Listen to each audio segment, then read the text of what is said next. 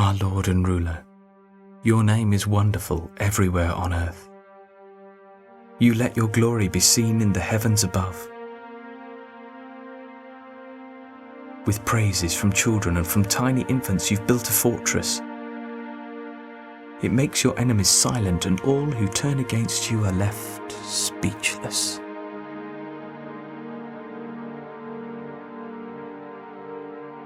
I often think of the heavens your hands have made, and of the moon and stars you put in place. Then I ask, why do you care about us humans? Why are you concerned for us weaklings? You made us a little lower than yourself, and you have crowned us with glory and honor. You let us rule everything your hands have made, and you put all of it under our power. The sheep and the cattle and every wild animal, the birds in the sky and the fish in the sea, and all ocean creatures. Our Lord and ruler, your name is wonderful everywhere on earth.